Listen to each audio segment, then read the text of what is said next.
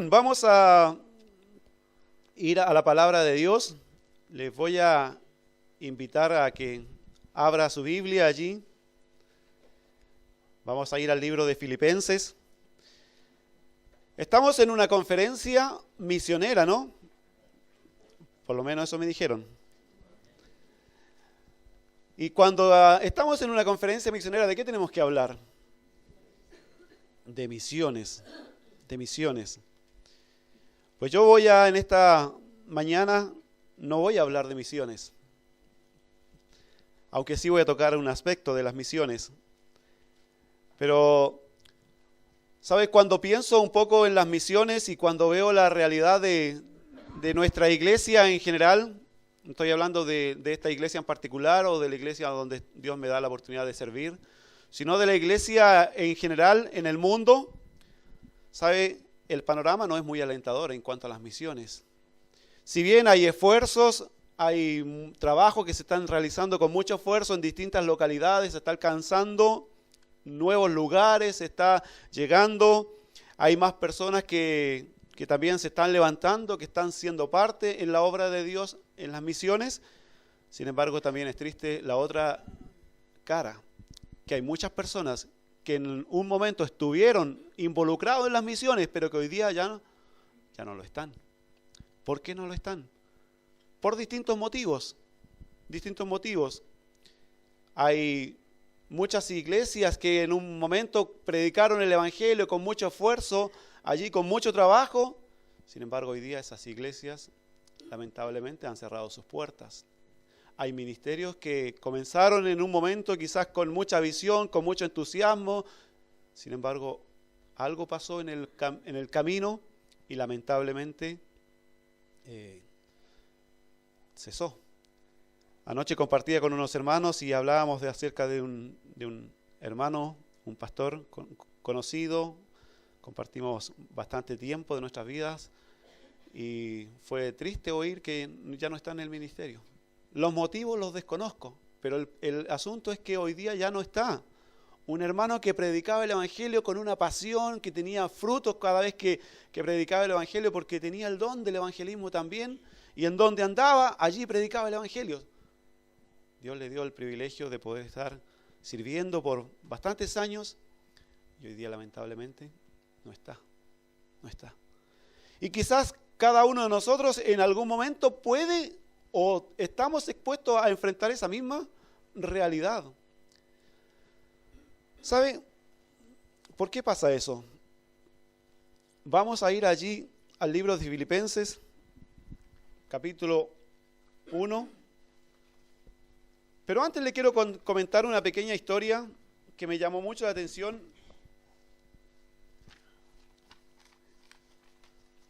Quizás usted la ha escuchado antes. La historia del águila. La historia del águila que creció allí en el nido o que nació en el nido de una perdiz. Se cuenta la historia de una persona allí en Norteamérica, un indio, así le llaman. Entonces, que un día se encontró un huevo de un águila. Entonces, él le pareció muy lindo el huevo, muy hermoso. Entonces, tomó el huevo y lo puso en un nido de una perdiz. Entonces pasó el tiempo, nacieron los polluelos y entonces allí nació el águila, nacieron los demás polluelos de perdices y entonces comenzaron a comportarse como se comporta una perdiz. Ustedes quizás saben o han visto lo que hace una perdiz. ¿Qué es lo que hace? Come insectos, escarba la tierra, merodea por aquí y por allá. De momentos extiende un vuelo, pero es un vuelo corto, y entonces allí hace un poco de cloqueo, como parecido a las gallinas, remueve un poco la tierra, y allí se queda. Esa es su vida. Esa es la vida de las perdices. ¿Sabes? Lo triste es que este águila comenzó a crecer y comenzó a comportarse tal cual lo hacían sus hermanitos, las perdices. Entonces comía lombrices, corría, elevaba el vuelo un poco, allí nuevamente caía al suelo Y entonces comenzó a pasar el tiempo. Un día, ya habían pasado muchos años, el águila ya era vieja. Y entonces un día ve surcar los cielos un ave hermosa. Y entonces ella mira hacia arriba y dice, y conversa allí con una hermanita perdiz, y dice, oh, qué hermosa ave, qué hermoso vuelo que tiene. Y entonces allí su amiga le dice, ese es el águila, es el ave más hermosa, el ave más majestuosa que puede volar de una forma majestuosa en los cielos. Y entonces ella la mira y ellas conversan y le dice, pero tú nunca llegarás a hacer eso. Entonces pasó el tiempo y lamentablemente el águila terminó sus días viviendo como perdiz, simplemente pegada al suelo, teniendo la oportunidad de ser como esa águila hermosa que surcaba los cielos. Sin embargo, toda su vida vivió como una perdiz. Y sabes, con esta historia, ¿qué es lo que quiero decir? Nosotros como cristianos muchas veces nos comportamos tal cual aquella águila. ¿Sabes? Dios nos ha comprado con su sangre. Dios nos ha capacitado desde el momento en que le conocimos para servirle, para hacer grandes cosas para el Señor, para su gloria, para tomar desafíos por delante, lograrlos, trabajar, esforzarnos. Sin embargo, vivimos una vida como el águila, allí enredado en las cosas de este mundo, y quizás va a pasar nuestra vida y no vamos a lograr hacer aquello para lo cual fuimos diseñados. En el libro de Filipenses, capítulo 1, quiero que podamos leer. Filipenses capítulo 1, versículo 9. Dice el apóstol Pablo, y esto pido en oración, que vuestro amor abunde aún más y más en ciencia y en todo conocimiento, para que aprobéis lo mejor, a fin de que seáis sinceros e irreprensibles para el día de Cristo, llenos de frutos de justicia, que son por medio de Jesucristo, para gloria y alabanza de Dios. Dice la Escritura que el apóstol Pablo anhelaba que los filipenses puedan crecer y que puedan aprender a distinguir lo mejor, aspirar a lo mejor para el Señor. Y sabes, el Señor quiere aquello para nuestras vidas, pero nuestras vidas cristianas muchas veces están sumidas allí en la mediocridad. En la mediocridad. Y entonces sabemos que tenemos que predicar el Evangelio, pero entonces allí aparecen nuestros complejos, allí aparecen nuestros miedos, allí aparecen muchas excusas, que hoy día hace frío, no es que la gente está muy dura, no es que no tengo la preparación, ¿sabe? Hay otras personas que están mucho más preparadas y entonces, ¿y por qué no lo hacen ellos? Y entonces vivimos una vida de mediocridad en el aspecto cristiano.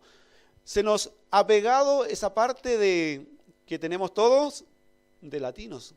Y acá, si hay alguno que le molesta, le pido perdón, pero los latinos somos mediocres, ¿o no?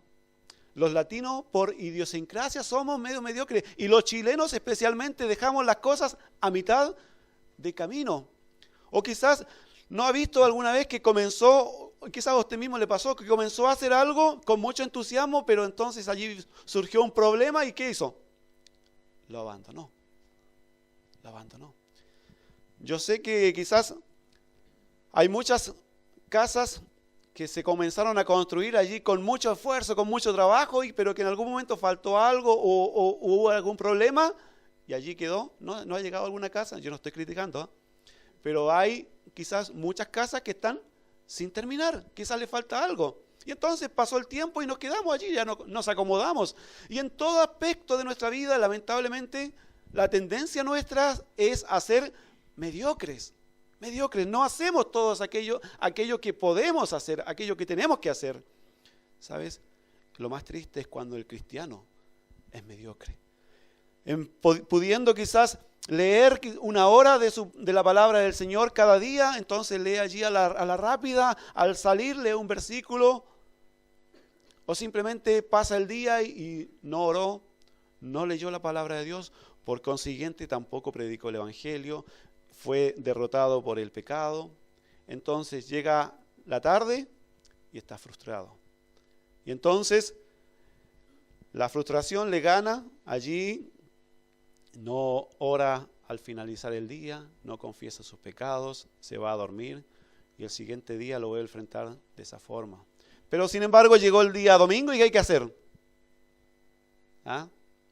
Hay que ponerse el traje, la vestimenta, la corbatita, la camisita, los zapatitos del día domingo y entonces tenemos que sacarle un poco el polvito a la Biblia y vengo aquí con mi mejor cara. Entonces soy el supercristiano. Pero sin embargo, en mi vida cotidiana, en mi vida diaria, ¿qué vivo? Una vida mediocre. Una vida mediocre. Y sabes, eso afecta a la obra de Dios. Eso afecta a la iglesia de Dios. Eso afecta a las misiones. Porque yo pudiendo ser un ente, un siervo, entonces soy simplemente una persona que calienta una silla en una iglesia. Porque vivo una vida de mediocridad. Y sabes, el cristiano y la iglesia, para que pueda pensar y aspirar y crecer en la obra misionera, crecer en su alcance, sabes, tiene que dejar la mediocridad. Tiene que dejar de ser mediocre. Pero también tenemos que dejar otra cosa, dejar la pasividad. Dejar la pasividad. Sabes, es más fácil venir y sentarse en un lugar, venir y esperar que me enseñen, venir y esperar que me sirvan un cafecito, venir y esperar que otro haga las cosas. Es más cómodo, ¿no? Estar sentado. Pero, ¿sabes? El cristiano no puede ser un cristiano pasivo. El cristiano tiene que ser un cristiano activo. Nosotros tenemos que movernos en función de metas. Si el cristiano no tiene metas en su vida, entonces no va a llegar a ningún lugar, no va a alcanzar nada en su vida. El cristiano tiene que luchar por metas. Cada año tiene que haber metas en nuestra vida. Como iglesia tenemos que tener metas. Tenemos que proyectarnos, queremos hacer esto, queremos predicarle el evangelio a tantas personas, queremos alcanzar este lugar, queremos trabajar en estas personas. Ciertas personas están desanimadas, vamos a trabajar en sus vidas, vamos a preparar, vamos a instruir gente para que podamos agrandar el equipo de trabajo. Pero la realidad es que lamentablemente la iglesia en general es una iglesia pasiva. Y son 22 los que se paran en la cancha y que lo dejan todo, pero hay 70.000, 80.000 en el estadio que dicen, yo lo haría mejor que aquí. Pero sin embargo está sentado allí. No es capaz de bajar, ponerse los zapatos y empezar allí y hacer el trabajo que están logrando o queriendo hacer los 22. En la iglesia pasa lo mismo. En la iglesia pasa lo mismo. Allá somos un grupo aproximadamente de 30 personas, pero sabes, la realidad es que somos 4 personas las que estamos sirviendo. Y el trabajo es mucho, pero al ser compartido sería mucho más fácil. Podríamos tener un alcance quizás mayor. Yo le aseguro que si aquí nos paramos y dejamos la pasividad, el alcance de esta iglesia va a ser mucho mayor de lo que están haciendo. ¿Sabes? Es maravilloso saber de todo lo que la iglesia de San Miguel hace. Apoya a misioneros, tiene misioneros sirviendo en distintos lugares, apoyándoles, siendo parte en la obra de Dios. Pero ¿podrían hacer más o no? ¿Podrían hacer más? Hay áreas de la iglesia aquí quizás que todavía falta o que necesitan más personas involucradas. ¿Me entiende? Yo le hago una pregunta, no me levante la mano. Usted, en este último tiempo, ¿a cuántos ha ganado para el Señor? ¿Ganó uno para el Señor el año pasado? ¿Discipuló a alguien el año pasado? Yo no estoy enjuiciando a nadie. Pero ¿qué le quiero decir?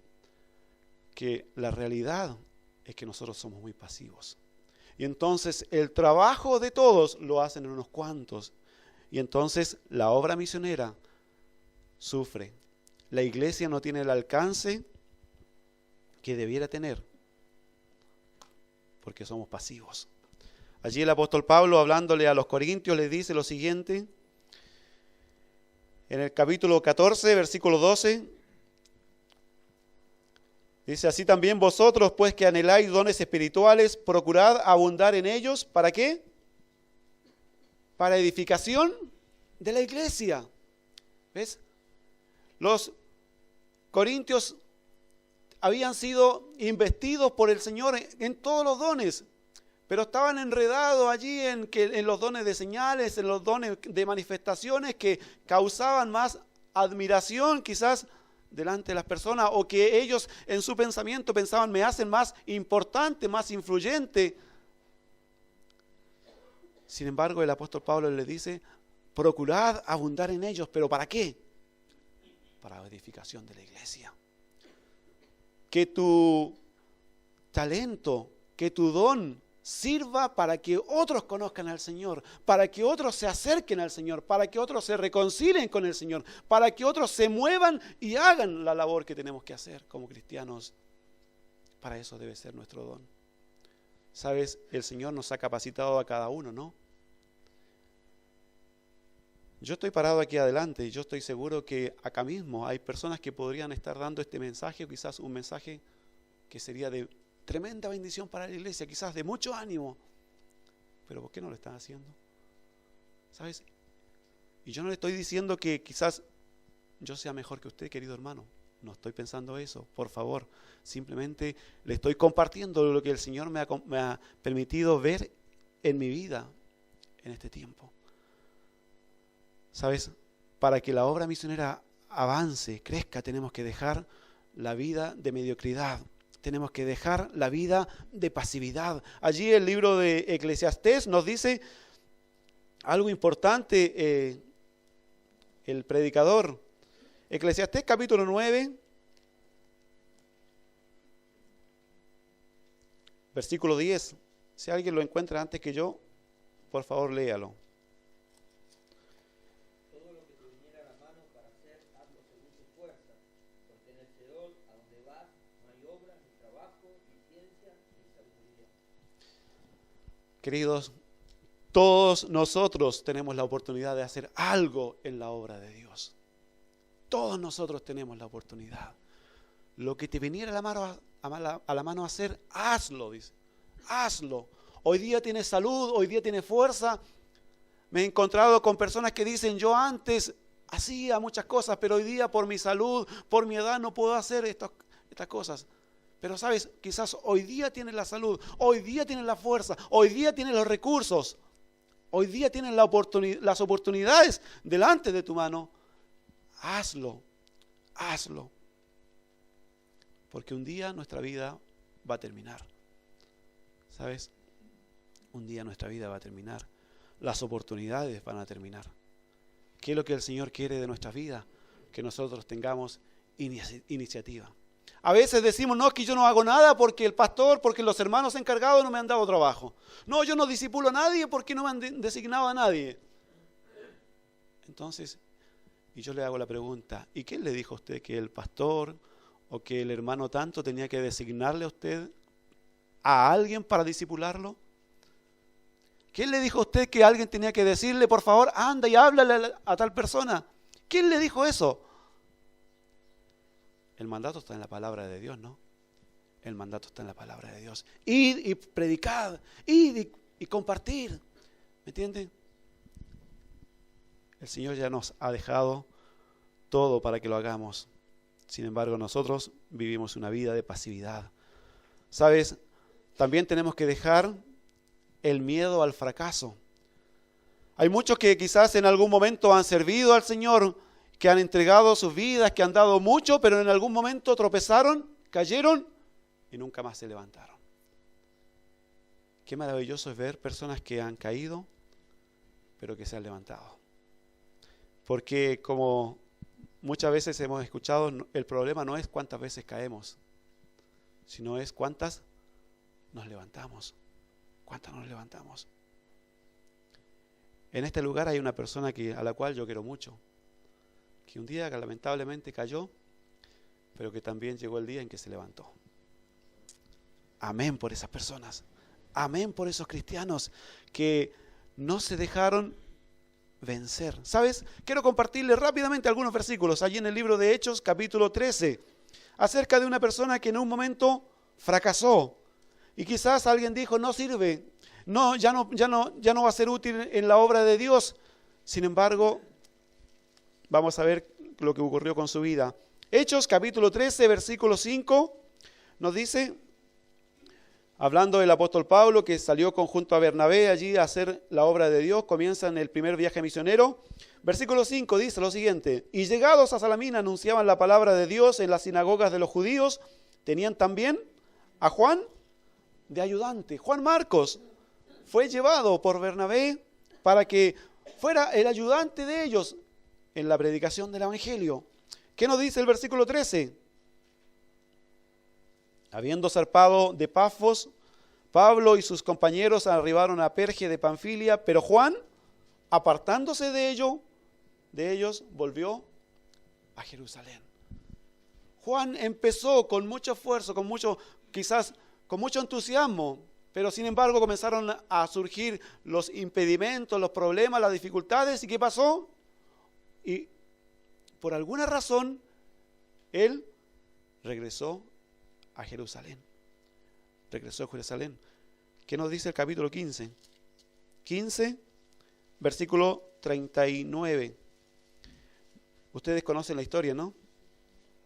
Allí había pasado un tiempo y dice entonces Pablo a Bernabé: volvamos a hacer el segundo viaje misionero, a visitar a los hermanos, a visitar a las iglesias. Entonces Bernabé dice: vamos, Pablo, vamos a llevar a Juan, le dice.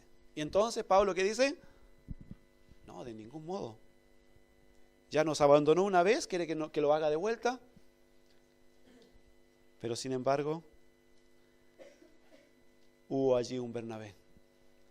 Y quizás algunos de nosotros en nuestra vida hemos necesitado y hemos tenido la ayuda de un Bernabé. ¿Sabes? Para que la obra de Dios crezca, tienen que haber Paulos, pero también tienen que haber Bernabés. ¿Sabes? Pablo dijo: voy a ir, voy a predicar, y Dios lo usó tremendamente. Ustedes conocen mejor que yo quizás la historia del apóstol Pablo. Pero ¿sabes? Bernabé dijo: yo me voy a ocupar de Juan. Y dice allí el versículo 39, hubo tal desacuerdo entre ellos que se separaron el uno del otro. Bernabé, tomando a Marcos, navegó a Chipre. Y allí, en ese tiempo, en ese lugar, Dios usó a Bernabé en la vida de Juan Marcos. E hicieron la obra. ¿Qué pasó más adelante? Colosenses capítulo 4, versículo 10. ¿Qué dice el apóstol Pablo ahora acerca de Juan Marcos? Colosenses 4, versículo 10.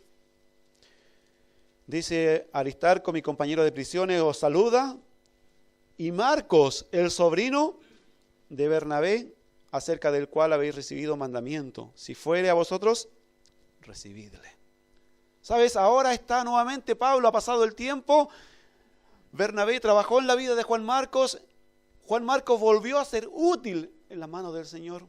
Y ahora está siendo parte nuevamente del equipo de trabajo del apóstol Pablo.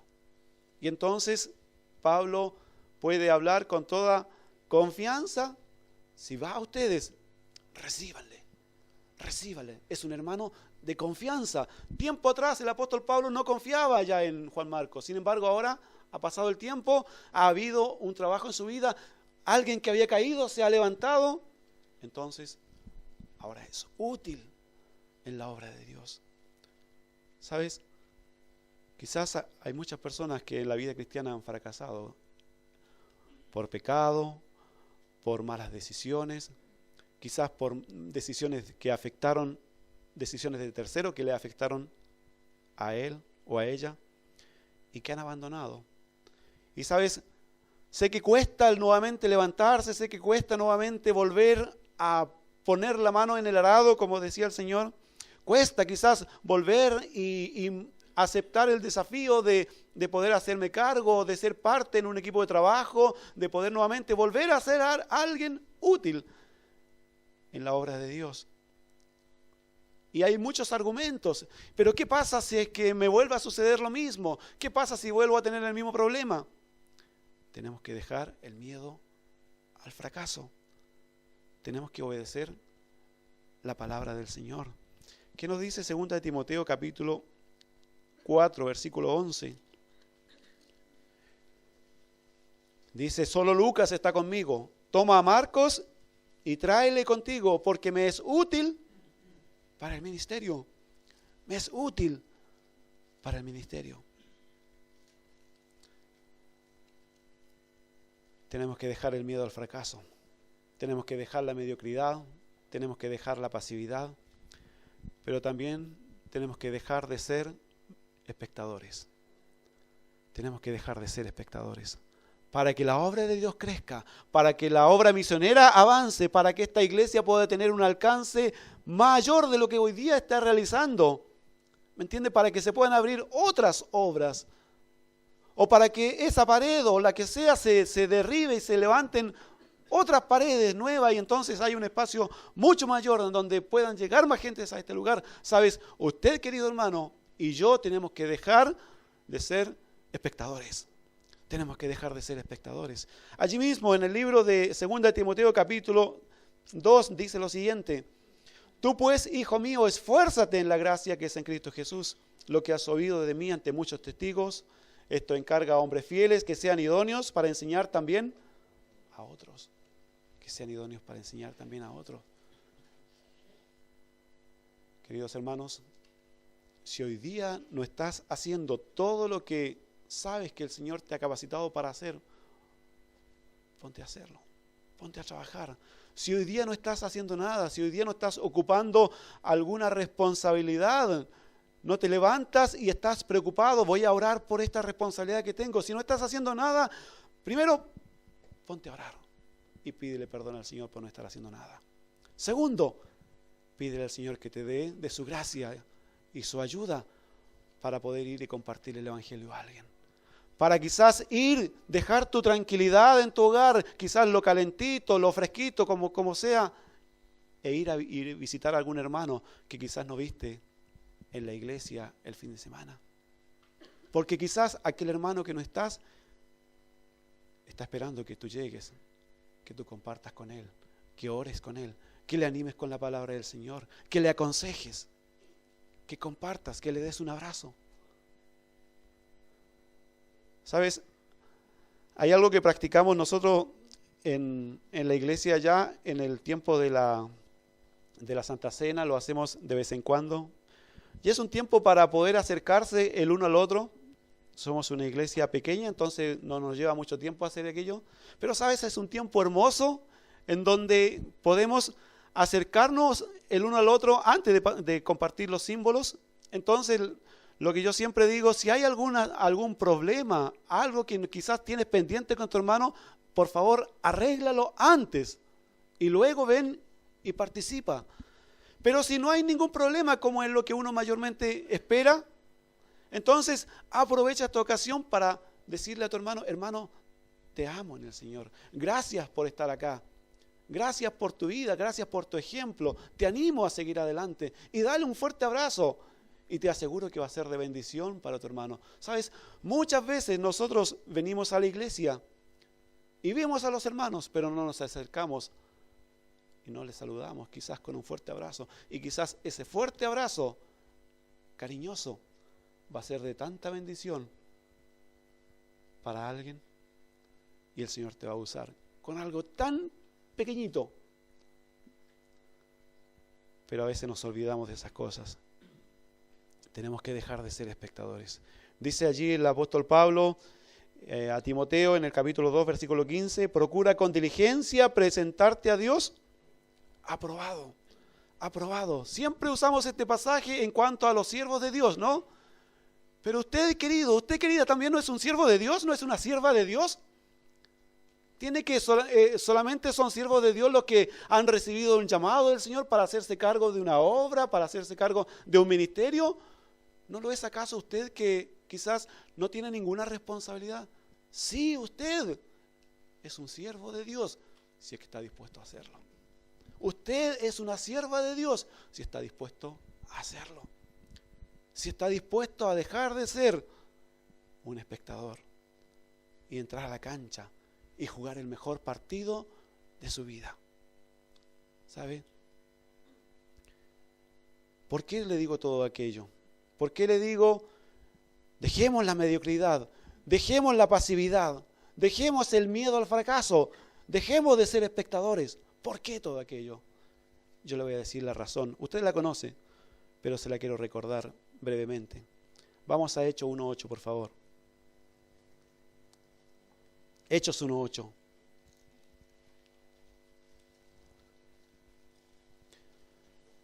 Yo no le compartí el título de este mensaje. No soy muy bueno poniendo títulos a los mensajes, pero me pareció interesante el título. Y dice así el título de mi mensaje: La realidad de lo innegable. La realidad de lo innegable. No podemos negar que lo que yo le acabo de decir es una realidad, ¿o no? Las iglesias en general se encuentran en esta condición, en mediocridad, en pasividad, en miedos, en argumentos, en meros espectadores. En general estoy hablando. Esa es una realidad, no lo podemos negar. Pero también hay otra realidad que no podemos negar. ¿Sabes? Es la realidad del mandato de Dios. Hechos 1:8, ¿qué nos dice? Si alguien lo tiene o se lo sabe de memoria, por favor, me ayuda. Pero recibiréis poder cuando haya venido sobre vosotros el Espíritu Santo y me seréis testigos. Y me seréis testigos. Queridos, fue un mandato de parte del Señor. No es una opción que el Señor nos dijo si quieres. ¿Me entiendes? Si tienes el deseo, si tienes los recursos, si ya tienes todo arreglado en tu casa y no tienes nada más de qué preocuparte, entonces, si tienes un tiempito, nos dice, recibiréis poder. ¿Usted creyó en el Señor Jesucristo un día? Usted recibió el poder de parte del Señor. Fue capacitado, como dice el apóstol Pablo allí en 1 Corintios capítulo 14. ¿No? Capítulo 12 nos habla, capítulo 13. Efesios capítulo 4, Romanos capítulo 12. 1 Pedro capítulo 4. Nos habla mucho acerca de cómo hemos sido capacitados. ¿Para qué? Para servir al Señor. Dios nos ha capacitado con poder. ¿Para qué? Para que seamos sus testigos. Para que seamos sus testigos. Es la realidad del mandato de Dios. Y me seréis testigos, dice, en Jerusalén. Quizás usted dice, yo estoy compartiendo el evangelio aquí, en mi casa, en mi lugar, en donde me estoy moviendo, donde normalmente frecuento. En mi trabajo comparto el evangelio, doy testimonio de mi fe. Pero está pensando en aquella comuna que está un poco más lejos de donde usted vive. ¿Ha pensado que también el Señor quiere usarle quizás un poco más allá de nuestras fronteras? Usted dice, pero es que yo ya tengo mi vida, tengo mi familia, tengo mis cosas y... Pero ¿sabes? ¿Y eso? ¿Y qué de eso? Nada es una limitación para el Señor si usted y yo estamos dispuestos a obedecer el mandato del Señor. Esa es la realidad. El mandato está. El deber suyo y mío es obedecerlo. Marcos 16:15, ¿qué nos dice?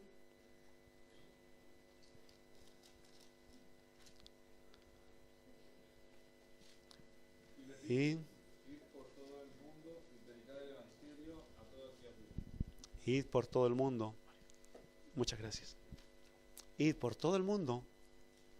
Y el todo el mundo no es el lugar donde vivimos solamente. ¿Entiende? Así que si allí está entonces el hermano Eduardo y le está animando a usted y hermano, venga, acompáñeme a visitar allí la selva, ¿qué tiene que hacer usted? Estar dispuesto. Querido hermano, yo quiero que me anote a mí, no sé para cuándo, pero estoy dispuesto, estoy tramitando el permiso.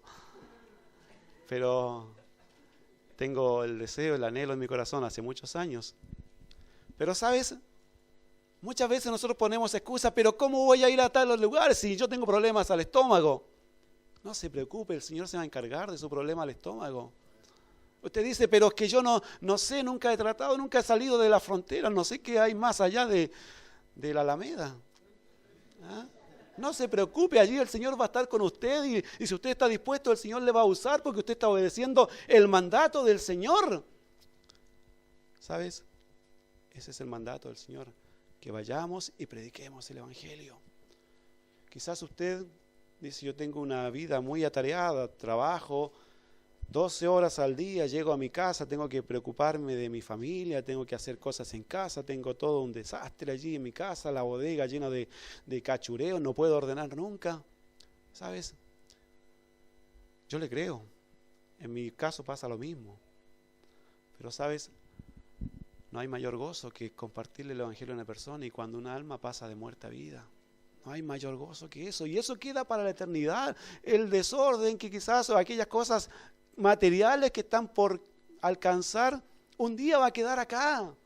Un día va a quedar acá, pero un día usted va a poder gozarse en el cielo de que por su trabajo, de porque dejó su pasividad, dejó su comodidad, dejó su mediocridad, hay un alma más en el cielo. O hay un hijo de Dios que está alejado del Señor y que por su trabajo, por su preocupación, él hoy día vuelve a ser útil en la obra de Dios.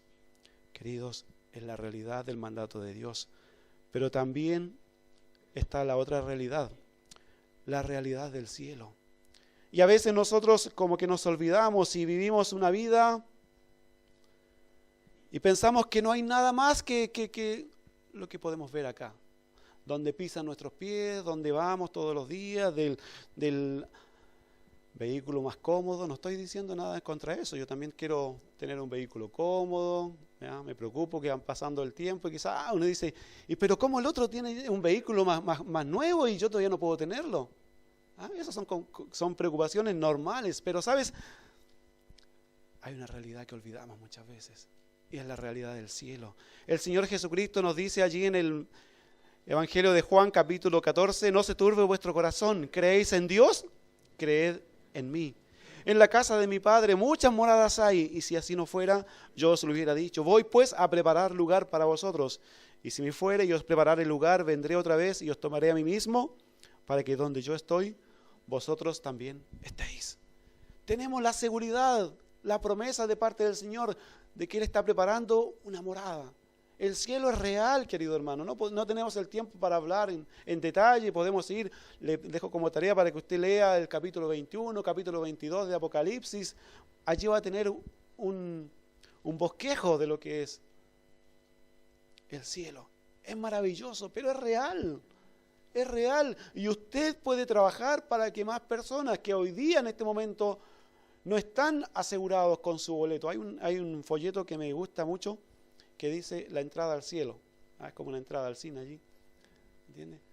Pero si usted sabe de alguien que todavía no tiene ese ticket, que se llama la fe en Cristo, es su responsabilidad de ir y compartir el Evangelio para que otra persona más pueda tener la entrada a la gloria del Señor.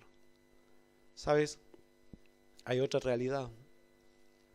Allí en el libro de Lucas, capítulo 16, nos va a hablar un poquito acerca de este tema. Hay muchos pasajes. Ustedes saben que el Señor habla mucho más del infierno que del cielo. Allí en el capítulo 16 nos va a relatar una historia que todos nosotros conocemos, ¿no?